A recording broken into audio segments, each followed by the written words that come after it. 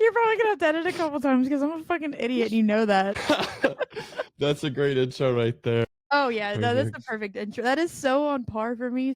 But Yeah, that's just how we operate. So, welcome to Honky Talkin, everyone. We got Harley here with us. She's out of East Tennessee. She's a dance competitor, line dance instructor, and choreographer. Does photo and film media. I've seen you dabble in both, but mainly photo. Graphic design, graphic editing, I've seen. You're a podcaster like me. Look at us. Business owner. You're a devil dog, E4, right? And I think most importantly, you're a mom. So mm-hmm. out of anyone who doesn't know you, that's what it is. They just got the skeleton, they got the outline, the sketch of who you are. But if you could put flesh on it, how would you say you came about to Misschif Media and what it is today? Oh my goodness. You got time? Because boy. So, what I do, well, first off, hi. Thanks for having me. This has been kind of overdue for us to have a conversation.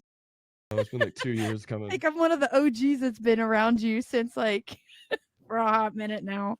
Oh, yeah, 2 to 3 years. Yeah. So, hi, I'm Harley. I'm a Marine Corps veteran and I'm a mom and I do a lot of different things. So, when people are like, oh, what do you do for your business? I'm like, well, what are you most interested in? Because I do a lot of things.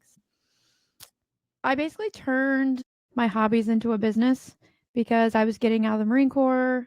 Actually, I originally wanted to be a lifer. I was an artilleryman in the Marine Corps and I was going to lat move to be more family friendly because if you know anything about the Marine Corps, artillery is not a family friendly job. So, I wanted to be a lifer. I ended up deploying. I got hurt. I like broke my knee on deployment. So I was going to have 3 weeks to get out of the Marine Corps when I got back from deployment. And I had to figure it out. I'm like, great. I had my whole life set to do the dang thing and stay and take care of my kid because even when life, when like when COVID, for example, was a thing, um, I was able to provide for my family. I was able to provide for my outside family, like not even my intermediate. So I had to figure something out. And I was sitting there one day and I was like, I looked at my now husband and I was like, I think I'm going to start my own business. And he goes, well, what are you going to do? And I said, well, I have all these different traits that I can do. Fuck it. There's social media is so different than what it was. I have 10 years. So, little background, I have 10 years of experience with event coordination. I have 10 years of experience in social media. I have almost 10 years experience, just a little under 10 years experience with like graphics and all the stuff that I do. I have a very, very long, lengthy background. I got out of it when I went into law enforcement, and then I went into the Marine Corps. I ended up picking it back up in the Marine Corps because being a woman, you're good at those things. You're good at taking the pictures. You're good at designing things, and being one of 300 people is kind of like a no brainer. So yeah, I was like, all right, well, I want to work with more small businesses. Because one thing that's really big about Mischief is that everything's about heart and what you put Mm. into it, whether that's your business, your music, your every type of person I work with, it's all about the heart and the story. So that was the biggest thing where I was like, I want to work with small businesses. That is actually where it started. The name, though, fun fact, Mischief was originally going to be called Harleen. Was going to originally be called Harleen because there's always a running joke of like, I liked Harley Quinn before she was mainstream. I've loved her forever. And so that's kind of like where that kind of spiraled from. And then my buddy was like, well, big picture days, if you continue with it and you grow, it's not just going to be you. You're going to want to eventually hire employees. You're going to want to eventually have more than just you. So don't put a name on it. Mm. I was like, all right, okay. My logo is actually kind of cool though. It wasn't cool. Now that I look at it, I'm like, it was a good starter logo. I like this turquoise bull skull gem. And then over top of it, it said, be a decent effing human. And if you don't know who I am, that is my motto for everything. Everything in my life. It's been my motto. I think I started it in 2020. In 2020 when I had my first podcast called Women with an Effed Up Mind. That was my motto, and I've just kind of stuck with it and ran with it. Whatever. So then I got to thinking about like names. I don't fucking know because I don't want to start something and then not. I'm gonna have to change the name. Like Yeah. branding, I've changed my logo probably like think I'm on my 4th logo now, but the name itself, like, that's what you're gonna be. Yeah, that's the beauty of being a graphic designer, eh? Yeah, yeah. I don't have to spend all this money. I can just play around because if I don't, I'm like one of those weirdos too. Like if I have somebody design something, I don't want to be like, I don't really like that. That's not really what I'm feeling. Like I don't care if people do that to me, but me doing it to someone else, I'm like, nope. I can't. Yeah, yeah. That's what I've kept the same because I love what she did, and two, for me, I feel like it's almost like a rank. Like I feel like I want chapters in my life, kind of like you've done as well, to where I want to earn a new logo, to where if we kind of like I did with making different channels, and it's funny you mentioned name. I could have named this a lot of different things, but it was never about me, right? It was never about Mm-hmm. me. I wanted Honky Tonk Traditions to be an idea. I wanted it to be something that someone else could replace me because I told myself from the very beginning, and I'm still at this point. You and I just talked about this, what, 2 weeks ago, where I'm like, hey, I'm just gonna delete it all. I'm done with this. And you're like, no, you could do something right here. Like just stay with it. You're gonna be fine. Just like you can just change directions. And that's what my idea was as soon as everything I was teaching, culture, history, etiquette, went mainstream, I was done.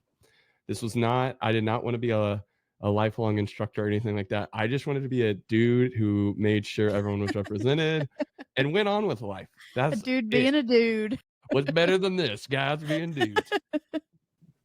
But you were saying switching logos and now you found your most recent. And what is your goal with this new phase? And also, what is your end goal with Mischief Media besides amplifying heart? And of course, I say that because you're an entrepreneur, so you can change it 1,000 different ways. But is it making sure people are seen in their work? And like you know what I'm saying? Like, what is your vision with Mischief Media? So, like I said, Mischief is built on heart, and I work with a lot of different personalities, a lot of different things. Like for my country dancing side, I've been line dancing since 2014, and I started instructing about 4 years ago, and so that's where kind of like it spiraled too with like the dancing part of it, because dancing's what saved me in so many Mm-hmm. different ways, and so I was like, what saved me? I want to save others. I want to be able to showcase that, which is also where it spiraled for the event coordination Yeah. well, the dance scene. Like I said, I've been event coordinating for about 10 years, but the dance scene of it, I um, started planning about 2 years ago. And now I'm about to go in number 3 and have a fourth one in the works.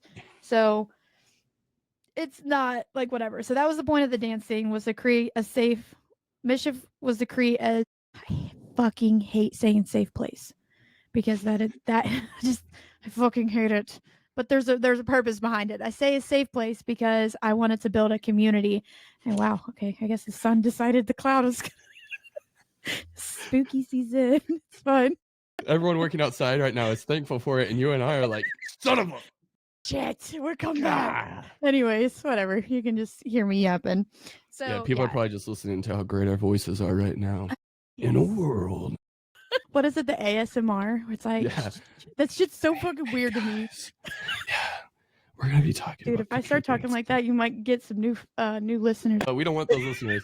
Keep it going. Mischief Media, create a safe place.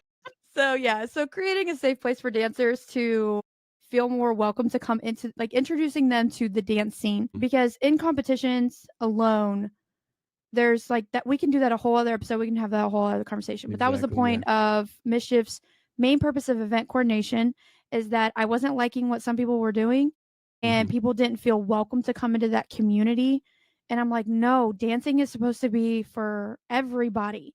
Now, it is for fun, but when you come into the competition world, like, there's a huge significant difference between social dancing and competitions, or at least there should be. Yeah. So again, that can be a conversation after we get to this. Also, I think we should make it clear in country dancing, we didn't have comps before like the 80s, 90s, 80s, when ballroom UCWDC was founded, I think in early 80s, late 7, early 80s, maybe Yeah, mid. Either something way, like that. until that was founded and like we had ballroom country decide to like make its own, we never had comps in bars. It was all social dancing. So continue. Yeah. So, and I love to see all these people trying to do it. I love that. I love that people want to create.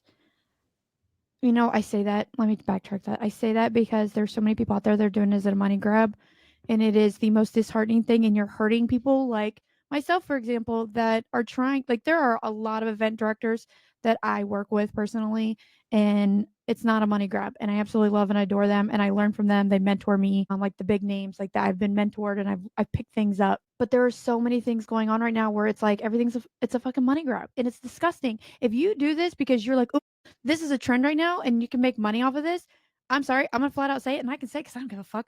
You're fucking gross. You're what's wrong with the community if you're doing this kind of stuff for money grabs. I'm just gonna say it.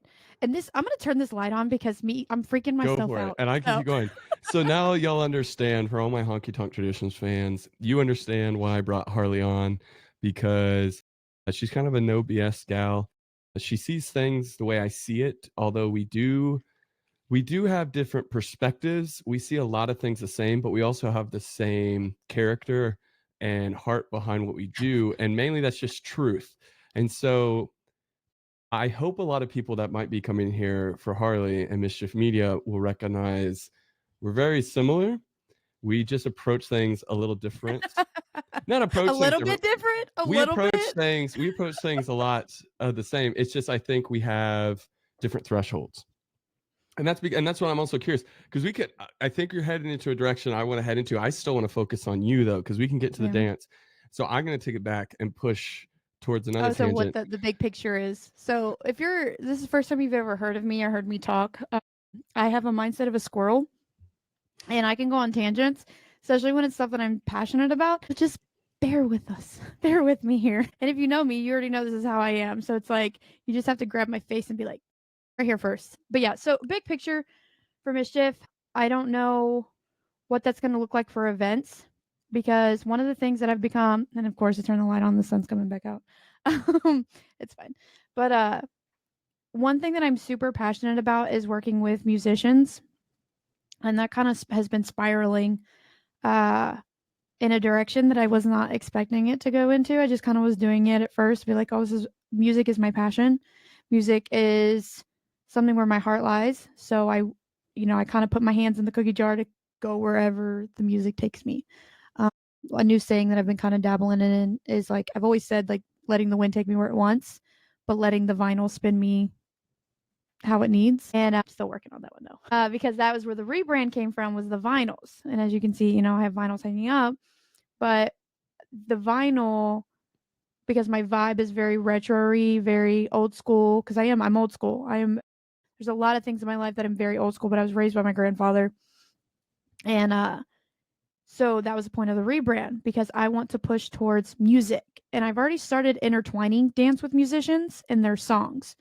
That's one way that I'm trying to do that. The big picture goal is Mischief to turn into a one-stop shop marketing media for musicians and dancing things. Hmm. I'm still dabbling on the dancing side of it, because I really love having the opportunity to intertwine dancing with these newer artists. And one thing that I wish I could preach more to artists is like, I have artists all the time reach out to me about like, hey, I have this really good dance or this really good song that could be a really cool line dance or a partner dance or this or that. And it's like you're almost there. But that tempo, man, because like I don't expect an artist to understand like the BPMs and the tempos and like all the different styles of dancing. And sure, you can listen to a song and move your feet to it. That's pretty much what half the time dancing is, anyways. So Feet that's to music. That's I said what I said. Yeah, I crazy. know. Topic right there we could get into. Because like I don't think I could ever fully get rid of dancing in my life as much as I would want to. I don't want to get rid of it. I just don't want that, because somehow I have now turned into this only media for the music industry or for the dance industry. And when I tell you it drives me fucking insane, it drives me insane. I'm good at what I do. I'm working to perfect what I do because I love it. But there's so, like in Shrek, I'm an onion. There's so many layers behind me. I may make you cry. I may add some flavor to your food. You don't fucking know, but there's so many layers to me. Hmm. I just made that up. It's fine. We're gonna run with it. Hey, it sounded good, so whatever. Um, I expect that part to be in a reel, by the way. The onion Noted. part. But yeah, so and eventually what I would love, and I know I've talked to you about this for the last couple of years, I would eventually love to own my own honky tonk and to build my own honky tonk and to where it intertwines everything Misschif Media of or just Mischief. So Mischief is an umbrella. Like I have Mischief events, Mischief Media, like Mischief is an umbrella. And I want to call it Mischief's eras. And this is I'm going to talk about it for a second to Hey, manifest Taylor it. Swift. Um well, so here, but I skew. Now I'm going to change my name. The point of the eras is because my favorite is the 40s, the 50s, and the 80s. Those are my favorite eras. So I Skip the want best country era. The 70s and the country era is goaded. see when my you're That's right. the You're outlaw right. era. That's Yeah, no, goat you're right. gear. Okay. But when I say No, no, like no. Don't let me change it. no, but when I say that though, because like around the 40s was like World War II when women could finally get into the work field. And then Mm-hmm. it kind of like there's different historical things not having anything to do with music. Excuse me. That's just like those are my favorite eras for different reasons in history. And so like I want like this is the image that I want is to have my dance hall side of it to where it's the honky tonk, it's the saloon side of it. And then you in the 19 I forgot the 1920s. I love the roaring 20s. Not quite for the party scene of it. The excitement, the liveliness, that side of the 1920s and the prohibition and the speakeasy What, you don't kind like of going into the Great Depression? yeah, that You don't no, like the there's only Dust pieces. Bowl? Come on, come Pieces. on. I know. Pieces. Like the prohibition, like that type of like style and era. So my image of it is to have the honky tonk, the saloon side of it. And then you have to go through a portal door, like a speakeasy door, and that's going to be where like events can be held in a cigar bar and Mm-hmm. like the things the lounge area, but it's going to be like 1920s era. So then you turn into it and there's going to have different things like memorabilia to where like the artists that I work with I'm going to have live music. Like that is going to be a must to where it's going to give the stage for the smaller artists that want to travel, that want to book to where that intertwines that as well. My music, my dancing, my events all in one big old bubble. So the vinyl behind it all is to intertwine all of the things that I love. The marketing, the music, the dancing, because you can't have dancing without music. Like it's just it felt Crazy more thought. I know. I know that's like I had a conversation with Chase McDaniel about it and like music it when we say like it's really hard for people to hear like music and dancing is healing. Like they intertwine, but they don't intertwine on the same level. Like you need no shit, you need music to dance.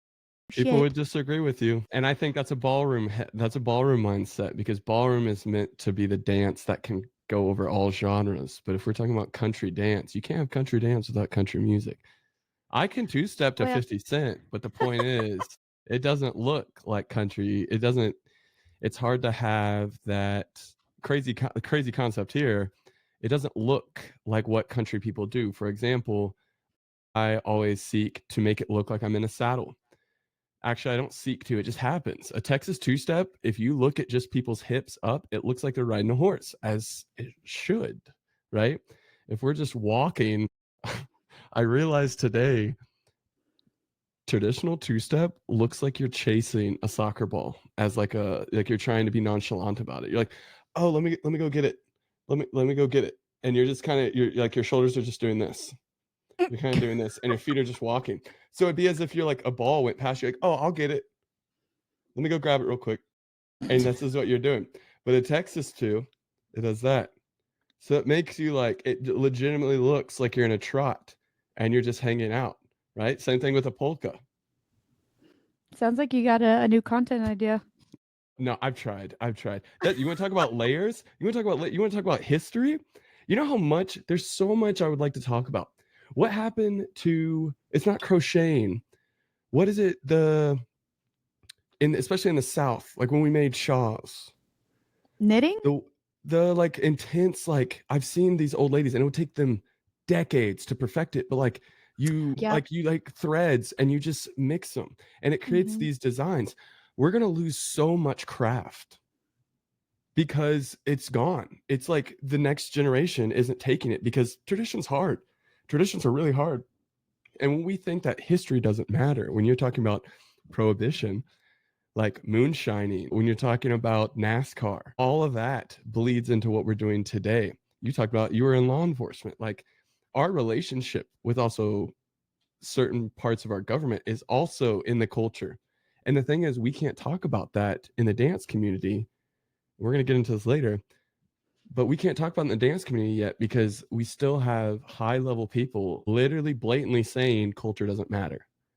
And it makes absolutely no sense to me. Music, people say music doesn't matter. And I'm like, in hip hop is literally rap that you dance to. It's R&B that you dance to, right? So it's like Mhm. they even have a separation between music and dancing music.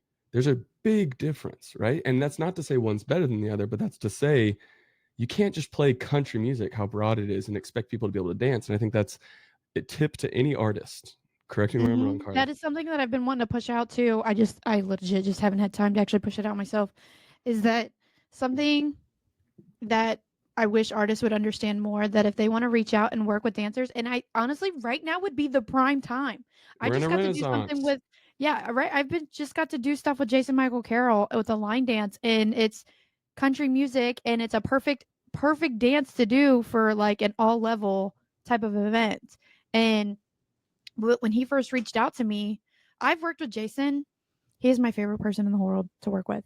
I've worked with him when he was recording it. I was in his studio with him doing it. I got to do a couple of his gigs, and then I got to do his release, and I choreographed a line dance um, to his new release, to his new album that's coming out. And it's not the first time that somebody's reached out to me. One, I didn't really ever picture myself being a choreographer. Mm-hmm. Bless Selena Red Boots on the dance floor for helping me Mm-hmm. because my brain capacity, like I wanted to do it, and I was like, this is a good song to be able to do this to, but my brain capacity was like, I can't do this alone. Um, things we're learning to not do things on our own.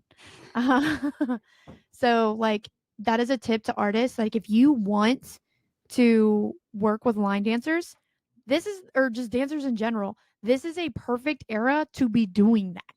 To Mm-hmm. push your music out because there's so much and people will eat that shit up to work with an artist. Even if you were a small time artist, that's how it starts. I couldn't tell you the amount of time, like Chase McDaniel. So when I keep referring to him because I just did an interview with him a couple weeks ago. We talked about Project and the line dance Toxic, and he's like, I wrote this song, no intention of having a line dance to it. And he's like, honestly, this is what brought me back out here. This is what, to continue, like it's part of like the big movement that he's doing with mental health and suicide prevention and like all these other things. But he was like, that line dance and the tight knit of the community is what was like really skyrocketed that song. And that can happen with the right people. Mm-hmm. Because I say that just because, okay, you know what? Hot topic, hot take here, hot topic, haha, whatever. Um, It's not a just phase. because you're a good dancer does not mean you can choreograph a dance. And not every song needs a line dance to it. I don't care how people feel on that. That is my personal opinion. Not every damn song needs a line dance. And it's really frustrating because like as an instructor too, as an instructor, it's really frustrating because I just it's just I can't keep up. I don't have Mm-hmm. time to keep up. But anyways, different subjects, different time. I can get real deep real quick on a lot of things. Well, that's I think Uh, right there. It's just it's sum it up. It's the fact that artists and dancers need to work together. And on the artist side, we clearly understand that a line dance can catapult people into success and give them the money they deserve, 100%.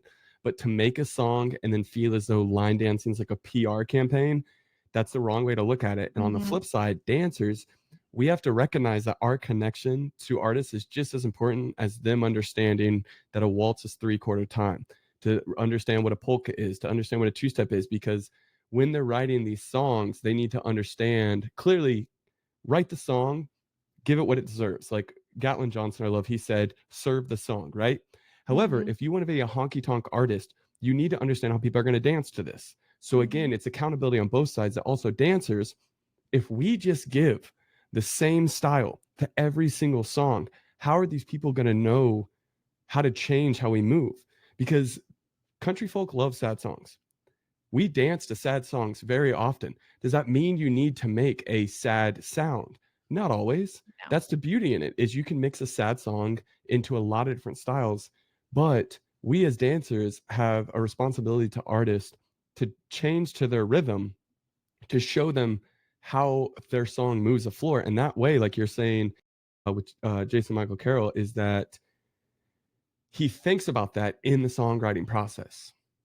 How do I want the floor to move when I'm playing this song? And that is huge. Instead of like, I was going to ask you about it, but again, we can skip, like, move quicker because we're going to start moving into other subjects.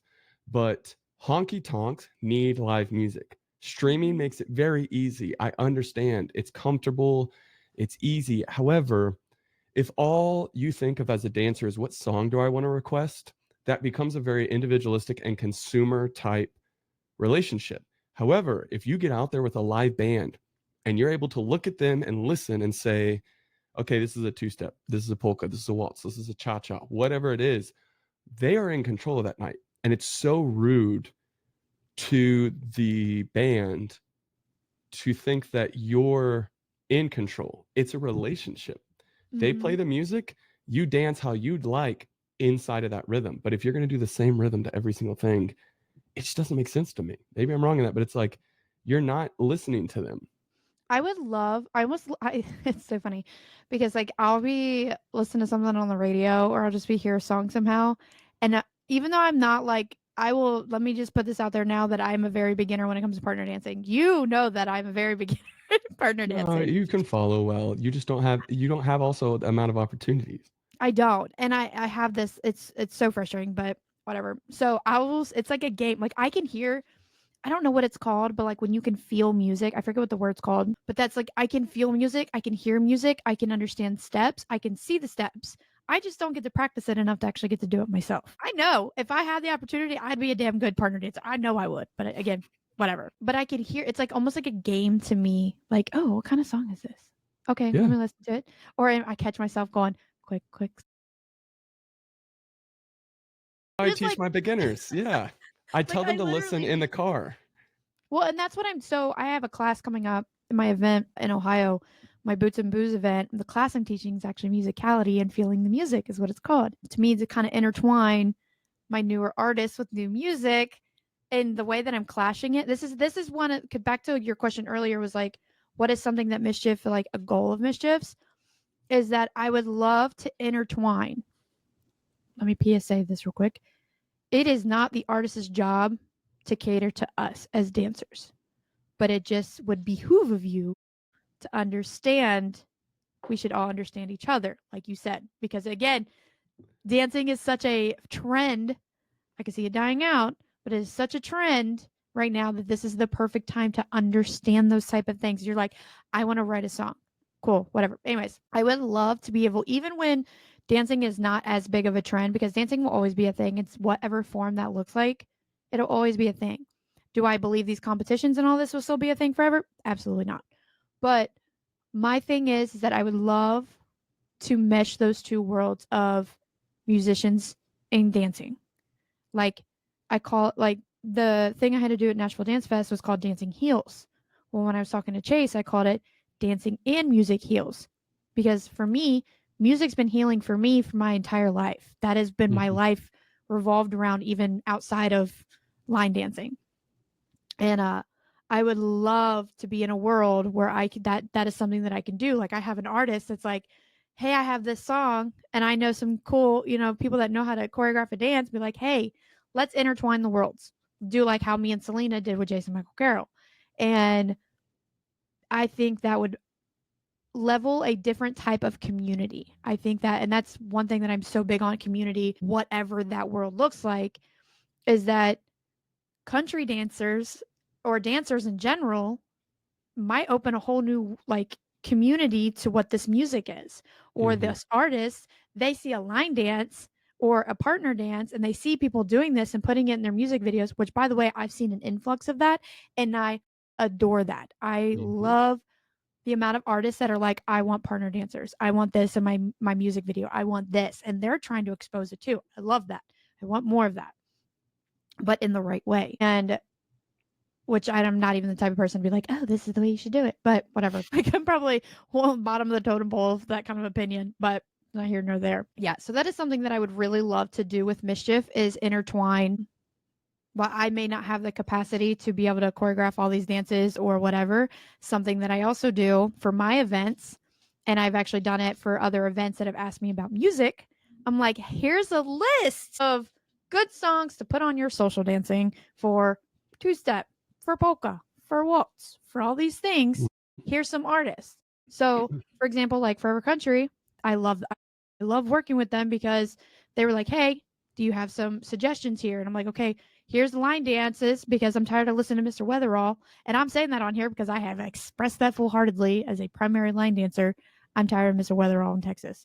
I know Texas is not line dance friendly, but I don't care. So I gave some suggestions of, you know what, here's line dances, but I also want to put these on your radar too with these musicians for the comp or for whatever it is. Like my last event for the country swing, one of the event or one of the songs I used was a brand new song. Mr.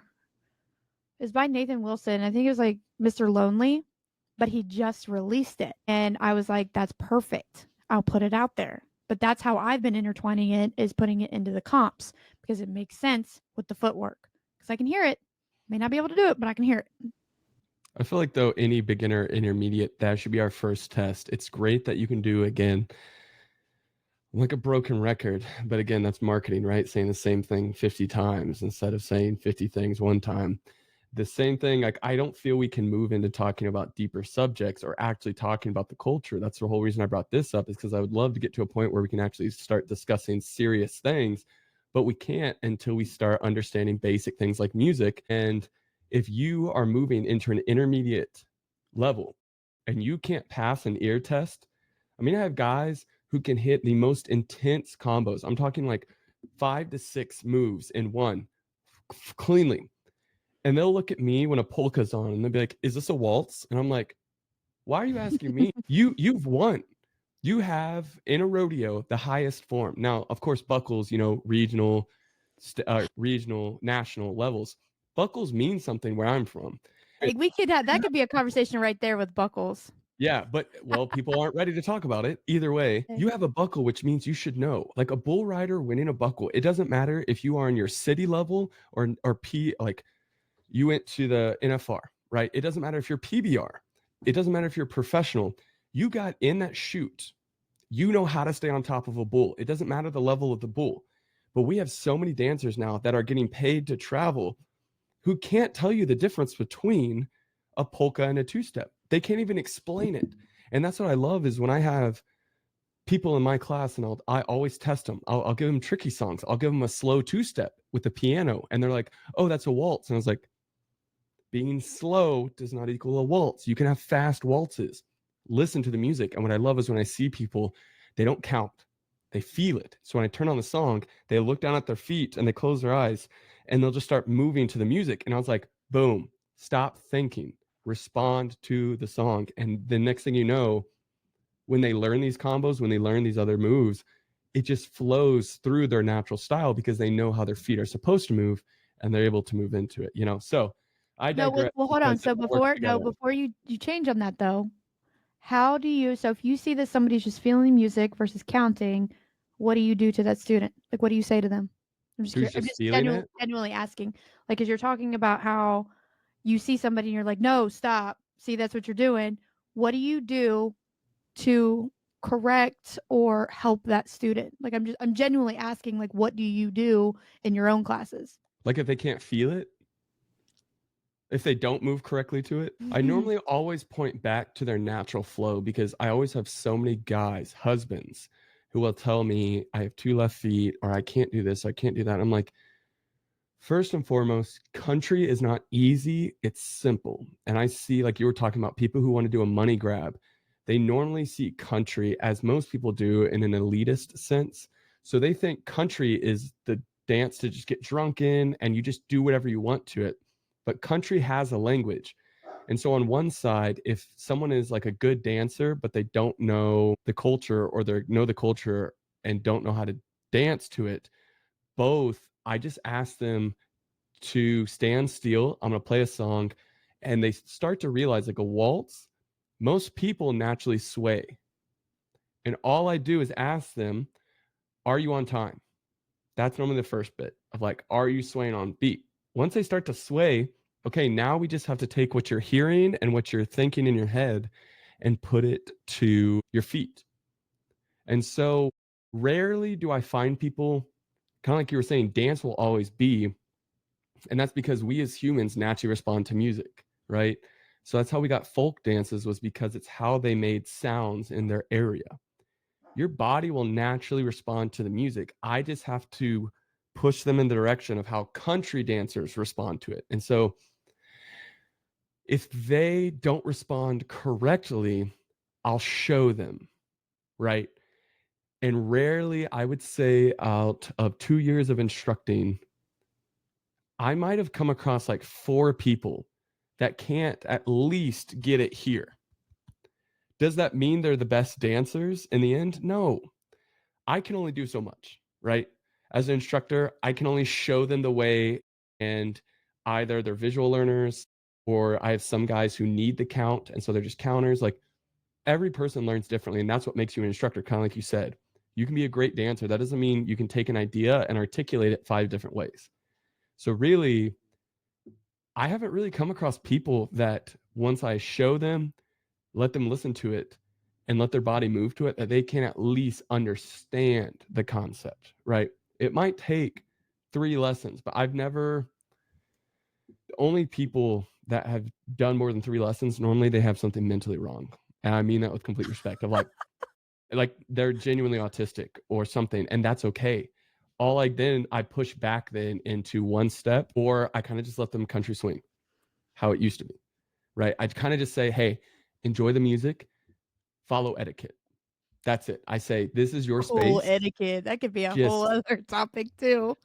I just say, get into this area of every floor you go to the middle, and I just want you to dance. Have fun, make sure you're safe, walk her on and off the floor, and understand this is how people are moving around you. Same thing with driving. What happens when it's kind of the same thing of like, how does a roundabout work?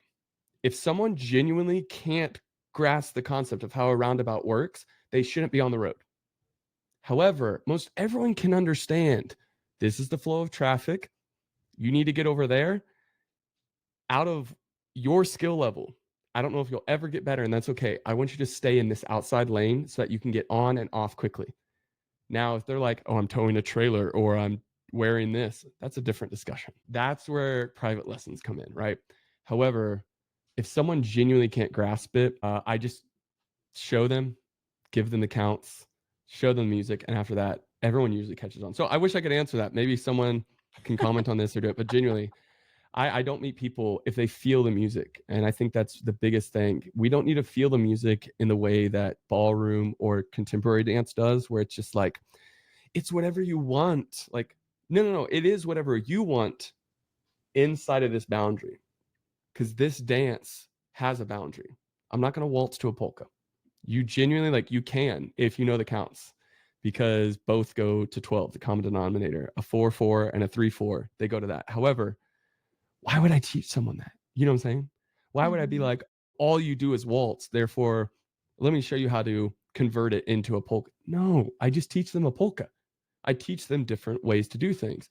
And that's one thing I think we fail to empower people, like you're saying we want to do, is because it blew my mind. I think it was nearly a year ago. You don't have to be good at every style. We see country dance as country, right? We have two-steppers. We have people that their mind works very technical. Two-step is extremely difficult, by the way, for anyone listening. If you learn two-step as your first style, buckle up. Polka to me is my beginner style because it's literally a mirror. You Oh, it's do so much. It's way easier than two step. you do a 100 and a beginner, yeah, triple. That's it. is And you don't have way to think. If easier. you're on your left foot, you're about to go to the right. If you're on your right, you're about to go to your left. It's super simple. And also the moves are da da da da da da. That's it. That's all you got to do, man. Don't think through it. Two step. Am I on my left or my right foot? Am I on a quick or a slow? Yeah. So like that's what I'm saying is like people move differently, and I want to empower people to recognize it's okay to lose a two-step comp, right?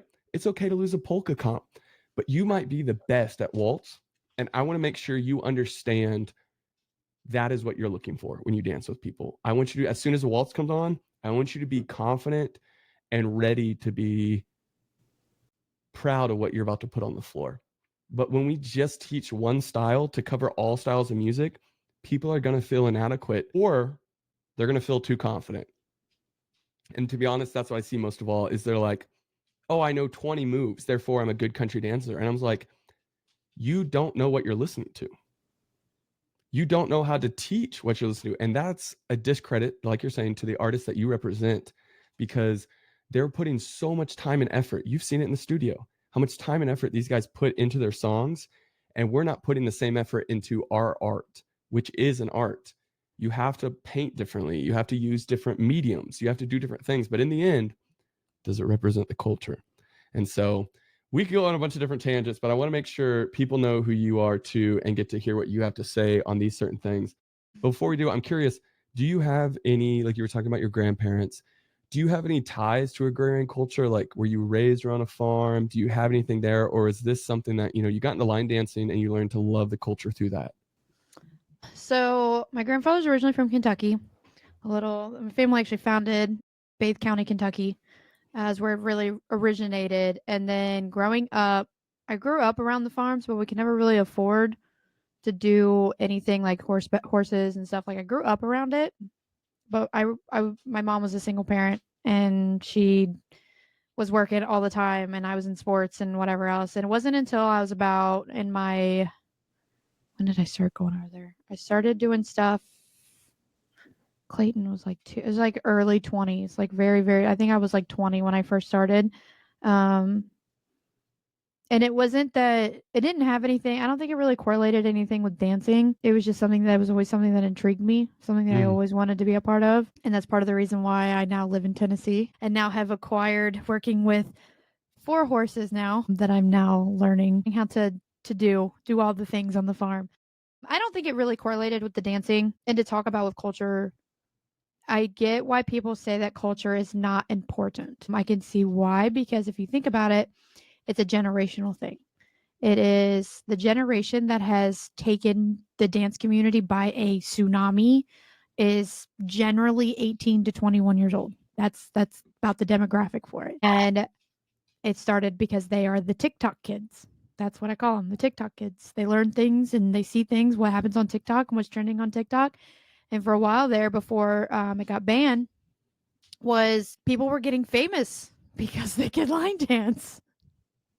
People were getting TikTok big, which here's your PSA. It's all bullshit. A lot of your favorite TikTokers are actually assholes and horrible humans, and definitely do not fit the mold of to be a decent effing human. And I say this because I've worked with so many of them. Anyways, yeah. So with the whole culture thing, it was just something like I've always been around it. I just never really was able or had the means. I guess that's a better way to put it. Never had the means or the right type of people until I was in my early 20s. Um, and I started raising my kid on it. I was like, I didn't have the opportunity, so now I'm gonna have my kid a part of it. And now my kid is just now being able to go to these dance events with me, mm, and do things with me because I want him to be exposed to it because I love what it stands for, like the cultural side of it, like with farming and whatnot, the hard work that goes into it, the labor that goes into it.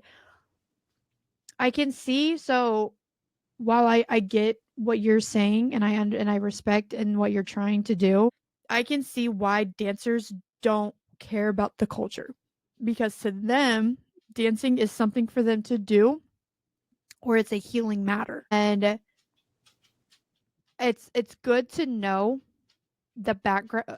No, let me rephrase that.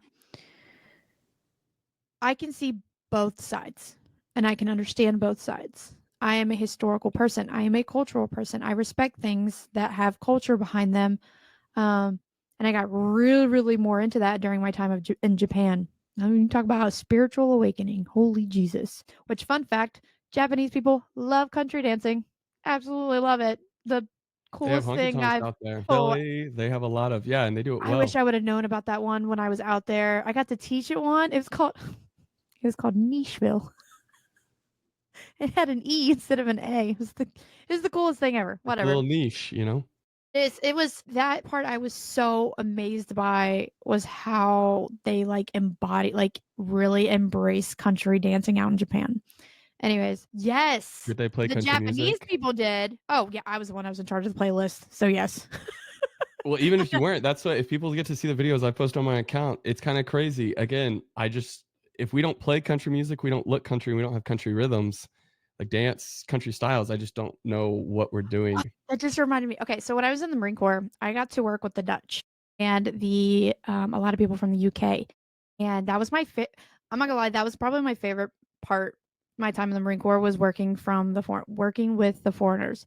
And at the time, I was also a bartender at Gus's. And if you don't know what Gus's is, it's a country dance bar in Jacksonville, North Carolina. Everybody makes fun of it because for some reason, when people join the Marine Corps and get stationed in North Carolina, they think they're country. It's the funniest thing in the world. You would shit yourself if you like walked up in it because it's just and there's a boot barn down the street from the damn base, so everybody thinks they're country when they go to Camp Lejeune and they're from like I don't even know. It was the funniest thing. Anyways, so I invited them. I would train them artillery by day and then take them and tell them to come meet me at Gus's and come teach line or come to country dancing, whether it was our nickel draft night on Wednesdays or it was line dance lessons. And the first time I ever hung out with them and had them come in, they said, "This is how I literally pictured America." And I was like, Yeah. what? They're like, yeah. They're like cheap, nasty draft beer because our nickel draft was PBR or Busch Light, whichever one you chose. And I used to be an avid Busch Light drinker, and I wouldn't drink that shit. I wouldn't. It was gross. Anyways, they were like, yeah, cheap, nasty draft beer and line dancing, cowboy hats and boots and all these things. And again, these are Dutch people from the UK, like all kinds of these different cultures. And that's how they were like, this is America. And did we go to a taco stand right afterwards? Yeah. Did we go to a strip club afterwards? Yes. Because that's what you do when the bar closes. And they wanted to see the culture. They're like, yep, this is America. But, anyways, back to the culture thing.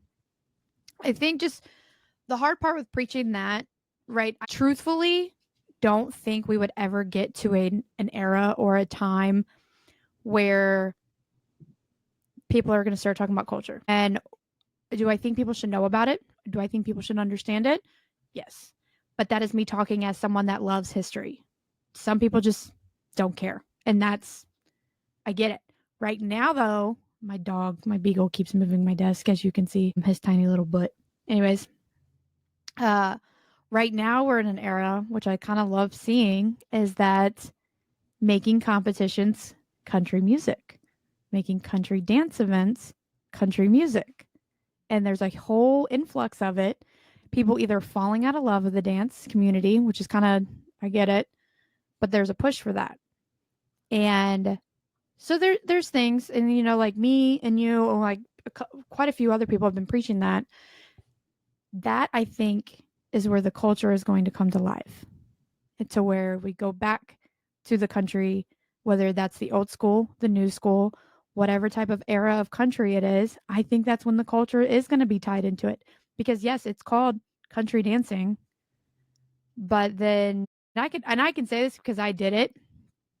I know there was a lot of riffraff about the me playing a T-Pain song during my competition back in March, but it was a freestyle. There was no set style of dance. It was a freestyle, stationary partner dance. And when I say that, it's because I am not a fucking partner dancer. And I want to be. Do I want to be? Yeah, sure. But I am primarily a line dancer. My first event was only line dancing.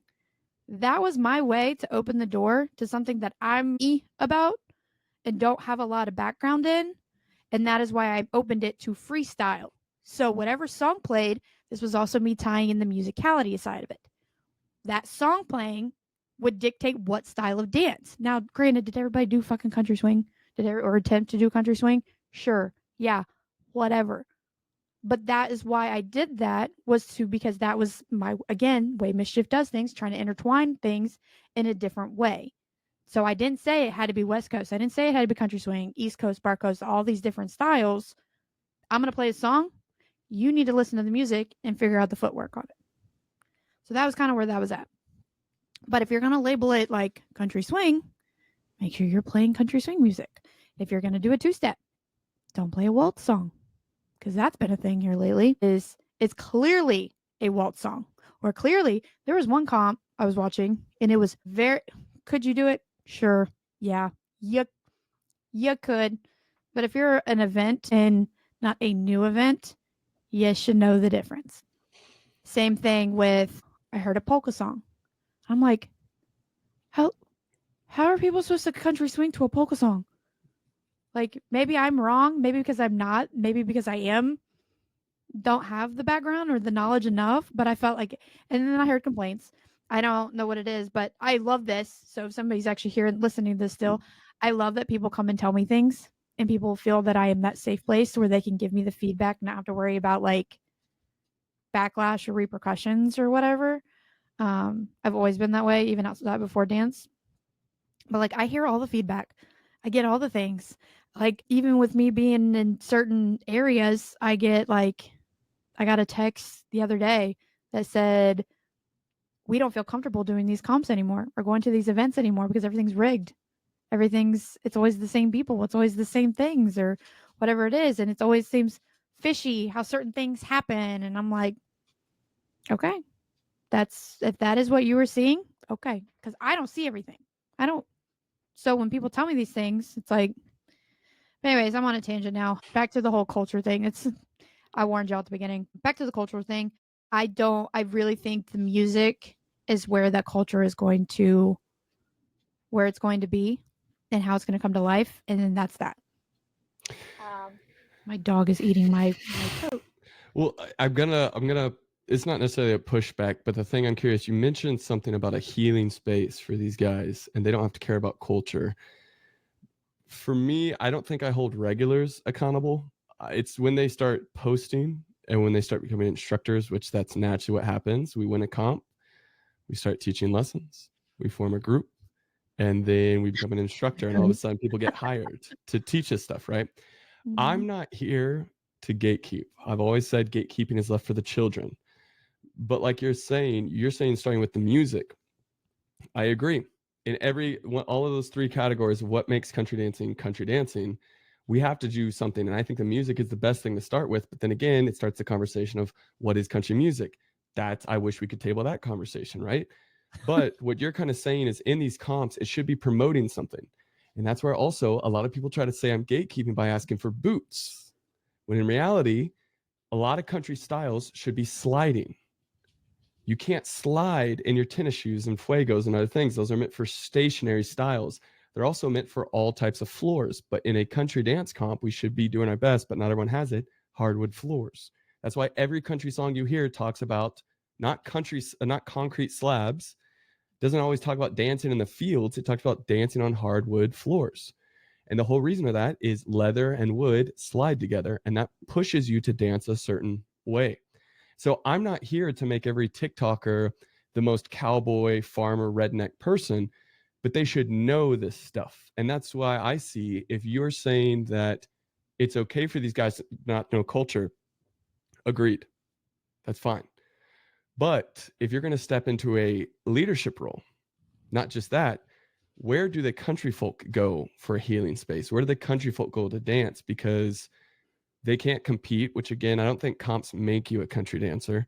However, if something is to call themselves a honky tonk or a country dance comp, or like you're saying, a specific style, and then they show up to this, like I have many times, I haven't competed in over a year now because of it. If you say this is like a country dance comp and you're going to promote a closed position and two step, why are people winning who don't close position, who don't two step, who don't do these things? So if we want to make a safe space for these TikTok guys, where do the country folk go? Because they can't go to the nightclubs. They can't go to really anywhere else because there's no dancing outside of festivals, bluegrass festivals that type out in the middle of nowhere, folk and bluegrass Americana, nightclubs, which have a culture of not dancing. People in the nightclubs are also complaining. And then you have country bars. Again, it's the only place that you have live music nowadays. Swing clubs are dead. The only place you can go that regularly has live music, drinks, and dancing are honky tonks. So I'm curious what you would say if we're okay with them not learning culture or wanting culture, or at least respecting it and saying out loud, like again, to have the goal to say that country doesn't matter, or culture rather doesn't matter in country dancing when it's the last living traditional dance. Where do we make space or maybe change the semantics that country folk or people who do care about the culture can find that safe space to express themselves? So I think one of the problems where it's not about what you're saying, it's how you say it, because the word culture could mean so many different things. And I think that's part of why there's a pushback with the word culture, because that could mean the stuff like you brought up with the boots, right? The boots in your attire and how they would wear. You posted it one time. I think it was the Australia line dance comp with the girls with the really pretty dresses, or like how Forever Country is doing the medley, and you have to like that is a requirement that you have to be in that attire, that specific style of attire. That is culture. That is a piece of culture. And I think when you say culture, that generation thinks history, because it's a lot of what you preach. You preach a lot about the history of stuff. And while that is important, that's the piece I believe will not ever be important to anybody. As far as like the culture of attire or culture of music or culture of things, I think it is going in that direction. I truthfully, I think, because I see more and more people talk about it. So here's my thing with like the boots part. I love that. I absolutely love that. I would love for my events to be that way. But here's why I don't do it. I have a chronic stress fracture in my right leg. And I'm forever stuck with it because I got mistreated in the military. Even when I try to get it fixed, try to get all these things done, by the time I got to a real doctor, whatever. Besides the point, I'm forever stuck with cracks in my tibia. I can't wear boots that I can dance in. Like I can wear my shit kickers all day long. I can wear those whatever, whenever. Those don't bother me. I can't stay in my dancing boots because eventually I start having pain in my right leg. So when I work events, for example, I will wear tennis shoes or put the dance socks on them, because I mean, you've seen me to where I intertwine. I'll go social dance for a second, and then I'll go back to doing my media stuff. So the point I'm getting at here, it's hard for me to require people to do these things when I can't do them myself because I I'm think you injured, can. and I know I'm in so much pain that's why I say I can't do it, because I cannot. I just I don't feel right to me to require something if I'm not going to do it myself. If I am not going to be in boots the entire time of my event or whatever it is, am I getting better? Yes. So maybe down the road I can. Maybe come February, maybe I will, or maybe I'll be fine. But in the meantime, I think it's just something I can't. I can't require something I can't do myself. So that's where I'm at. Now with like George doing it, for example, for Standard Western, I love what he's doing. Does he get pushback on it? Sure. I love that. But I love that he's requiring the pearl snaps and, the boots and all these different things. I love that. Do I require that you cannot be showing your tatas and your junk and your booty? I get pushback on that. I don't care. I don't want to see that stuff. That is not something you should be wearing in a competition in general. But I think with that, again, back to the music, back to the attire and things like that, I truthfully do think if this trend keeps up with country dancing, I think it will go to that. It's slowly starting to pick up with the music side of it. I have seen more baby comps switching to the attire thing. It's coming, but again, the whole point of what I'm getting at is I think when you say the word culture is why people are like, "Oh no, nobody cares about the culture." They do care about the culture. It's about in what perspective are you talking about the culture. I don't think the history lesson will ever. It's just the kids probably didn't even pay attention in school. They're all digitalized kids now. So where they want to know something real quick, they'll Google it, or they'll use their phone for everything, or this horrendous, everything's learned off of TikTok. And that's one thing I hate is that I actually just had this conversation with Clay the other day. Clay and I were talking about doing an educational segment together to where we talk about the etiquette. But listen. So I would be bringing it from a line dance perspective. He would be bringing it from a partner's perspective for things like etiquette. Because something I learned, and I pitched this to him. He didn't pitch it to me. I pitched it to him because I don't remember how we got on the subject. Because something I learned, the more and more I become as an event director and I watch and I hear and all these other things, people don't know what they don't know. But it's also, and something I've yelled at you multiple times, it's not about what you say, it's how you say it. So, people are not educated in a sense when it comes to dance etiquette. People saw a trend and instantly ran to the bars. They didn't know what the fuck dance etiquette was. They didn't know that there's like basically a racetrack or how you called it a roundabout. They don't know. And so it's up to, and I'm pretty sure it was you that we've had this conversation before too, is that again, people don't know what they don't know. So they don't know that there's an outside lane, then there's an inner lane, and then there's the middle. People don't know. Actually, no, I know who it was. I got into it with people, Texas folk on social media. Um, and the question I can ask is, are you too busy bitching on social media about this, or are you actually educating these people? Because I guarantee you, 90, this is not a real statistic. This is just me saying things. I guarantee you about 80% of the dance community right now, the demographic from 18 to about 25, don't actually know that dance etiquette is a thing. I guarantee you there's not even, if there wasn't, as they call them, step sheet police, I guarantee if those weren't like the few that are out there, that same demographic wouldn't know what a step sheet is when it comes to line dancing, or what copper knob was, or what any of these things, or even people that talk about the different styles or these different events. If there wasn't certain people talking about it and educating things, because there is more to just dancing. There is more than just moving your feet, but it's about how you enter the community in the first place.